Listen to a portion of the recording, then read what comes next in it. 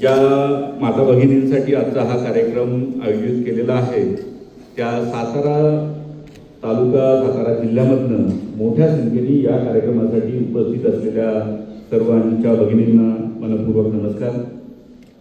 आता सूत्रसंचालकांनी आणि त्याच्या पूर्वीच्या वक्त्यांनी बोलल्याप्रमाणे आज माननीय मुख्यमंत्री आमदार देवेंद्र फडणवीस साहेब, माननीय उपमुख्यमंत्री शिंदे साहेब, माननीय उपमुख्यमंत्री पवार मॅडम आणि महिला व बालकल्याण मंत्री श्रीमती तटकरे मॅडम या सर्वांच्या मार्गदर्शनानुसार, त्यांच्या आदेशानुसार राज्यभरामध्ये एकल महिलांच्या विषयी चर्चा सुरू झाली आणि एकल महिलांच्यासाठी राज्याचं काही वेगळं धोरण असलं पाहिजे, राज्यांनी त्यांच्यासाठी काम केलं पाहिजे, हे मला वाटतं देशात पहिल्यांदाच होतं आहे.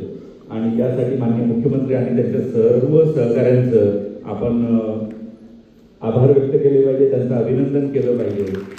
की महात्मा ज्योतिबा फुले जे या जिल्ह्याचे सुपुत्र होते, त्यांच्या 200व्या जयंती वर्षाच्या निमित्तानं पुरोगामी महाराष्ट्राने एक पुरोगामी पाऊल उचललेलं आहे. महात्मा फुलेंनी त्यांच्या कार्यकाळामध्ये अनेक क्षेत्रामध्ये अतिशय पुरोगामी पावलं उचललेली होती. त्यावेळेच्या प्रथा परंपरांना बाजूला सारून काही नवीन उपक्रम सुरू केलेले होते आणि विशेषतः आपण त्यांची ओळख महात्मा ज्योतिबा फुले असतील, क्रांतिज्योती सावित्रीबाई फुले असतील, या दोघांची ओळख आपण शिक्षणाशी जोडतो. त्याच्यामुळे बहुजनांची मुलं मुली शिकायला लागली आणि त्यांची प्रगती झाली असं आपण म्हणतो आणि त्यांच्याबद्दल आदर व्यक्त करतो. तो कितीही कमी व्यक्त केला तरी तो कमीच आहे. परंतु महात्मा ज्योतिबा फुले आणि क्रांतिज्योती सावित्रीबाई फुले यांनी महिलांसाठी जे केलेलं कार्य आहे त्याच्याविषयी आपण तितकीशी चर्चा करत नाही. हे आपण कबूल केलं पाहिजे की समाजातच एकंदरीत आपल्या चर्चेमध्ये महिलांचा वाटा जो आहे तो अतिशय कमी असतो. म्हणजे महिला आपसात चर्चा करत असतील पण महिला आणि महिलांचे प्रश्न याच्यावर समाजामध्ये चर्चा व्हायला पाहिजे. आणि ही चर्चा जर झाली तर त्यांच्या प्रश्नांना निश्चितपणे वाचा फुटेल, त्याच्यावर निर्णय होतील आणि त्यांचं दुःख जे आहे किंवा प्रश्न जे आहे ते कमी होण्यासाठी मदत होणार. आज राज्य शासनाने आपल्याला जागतिक विधवा दिन जरी असला तरी आपल्याकडे शब्दप्रयोग करत असताना आपण एकल महिला दिन म्हणतोय. या बदलामध्येच खरं तर आपल्याला आपल्या विचारातील बदलांची सूचना मिळते. आपली परंपरा आणि आपल्या प्रथा जर पाहिल्या आपण तर या ठिकाणी बसलेल्या महिला पण माझ्याशी सहमत होतील.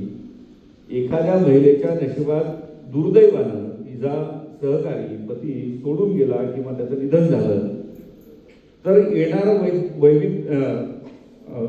वैधव्य जे आहे, विधवा होणं जे आहे, हे तिच्या नशिबी आलेलं असतं. तिचं दुःख तिच्या एवढं दुसरं कुणालाही समजत नाही.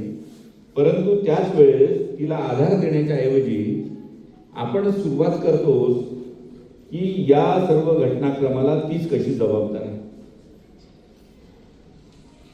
कदाचित तुम्ही माझ्याशी सहमत होणारही नाही, परंतु अशा अनेक प्रसंगांना मी साक्षीदार आहे की अशा वेळेस हे बऱ्याच महिला वर्गामधून सुरुवात होतं की ही महिला अपशकुनी आहे, पांढऱ्या पायाची आहे, माझ्या मुलाला घेऊन गेली, अशा एक ना अनेक प्रकारे तिला बोल लावले जातात. आणि जी दुःखात पडलेली आहे ती मानसिकदृष्ट्या खचायला लागते. आणि एकदा तिचं मानसिक खच्चीकरण झालं की तिच्या जीवनाला काही अर्थ नाही अशा प्रकारची चर्चा तिच्या मनामध्ये आणि तिच्या कुटुंबामध्ये, समाजामध्ये सुरुवात होते आणि ती कुठेही उजळ माथ्याने एक संपूर्ण व्यक्तिमत्व म्हणून, व्यक्ती म्हणून कधीही पुढे जगण्याचं धाडस करत. खरं तर जगामध्ये जन्माला आलेल्या प्रत्येक व्यक्तीला, मग ती पुरुष असो की स्त्री असो, स्वतःचं व्यक्तिमत्व आहे, स्वतःचं अस्तित्व आहे आणि म्हणूनच त्यांना जगण्याचा संपूर्ण अधिकार आहे. जो पुरुषाला अधिकार आहे तो स्त्रीला पण अधिकार आहे. आपल्याकडे घटनेने पण या दोन्ही घटकांना समान संधी दिलेली आहे. ट्रान्सजेंडरला पण तेच अधिकार दिलेले आहेत. परंतु एखाद्या पुरुषाला जर पत्नीच्या मृत्यूमुळे एकाकीपणा आलं तर त्याला हे सगळं फेस करावं लागत नाही.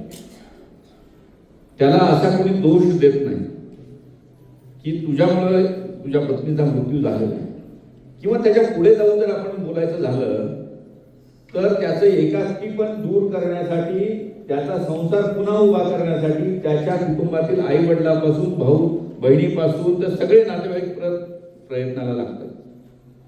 पण तीच परिस्थिती जर आमच्या एखाद्या भगिनीसोबत आलेली असेल तर आपण म्हणतो की नाही, आमच्याकडे ती प्रथा नाही. तिचं मत काय आहे हे विचारात न घेता तिच्या आयुष्याचा निर्णय घेणारे वरिष्ठ सदस्य जे कोणी असतील कुटुंबामध्ये, समाजामध्ये सो कॉल्ड जे काही निर्णय प्रक्रियेमध्ये असतात, ते अशी घोषणा करून टाकतात की आमच्याकडे अशा पद्धतीची प्रथा नाहीये, परंपरा नाही, रीत नाही, त्याच्यामुळे तिचं दुसरं लग्न होणार नाही. आणि याच ठिकाणी महात्मा ज्योतिबा फुले आपल्याला परत एकदा समोर दिसतात की 150-200 वर्षापूर्वी त्यांनी विधवा पुनर्विवाहासाठी पुढाकार घेतला. आजही आपलं मन ज्या गोष्टीसाठी तयार होत नाही ती गोष्ट त्यांनी प्रत्यक्षात आणून दाखवली. आज तरी आपल्या मुलीचे, मुलांची लग्न 20 वर्षाच्या नंतर, 25 वर्षाच्या नंतर होत आहे. परंतु त्या काळामध्ये अल्प वयामध्ये लहानपणीच लग्न लावली जायची. इवन पाळण्याला सुद्धा भाषिक मानलेली आपल्याला काही उदाहरणं दिसतील. म्हणजे आई वडीलच ठरवायचे की मोठे झाल्यानंतर हेच पती पत्नी असणार आहे. आणि त्यावेळेचं ॲव्हरेज लाईफ किंवा आयुष्यमान लक्षात घेता बरीच मुलं मुली 25-30 किंवा त्याच्या अगोदरच साथीच्या रोगाने असेल किंवा विविध कारणामुळे दुर्दैवाने देवाघरी जायचे आणि एकाकी पण यायचे. परंतु पुरुष सत्ताक समाजामध्ये सगळ्यात जास्त जर संकटाचा सामना कोणाला करावा लागत असेल तर तो दुर्दैवाने विधवा झालेल्या या भगिनीला करावा लागेल. पण एवढ्यावरच म्हणजे विधवा पुनर्विवाह न होण्यापर्यंत तिचं दुःख मर्यादित राहत नव्हतं.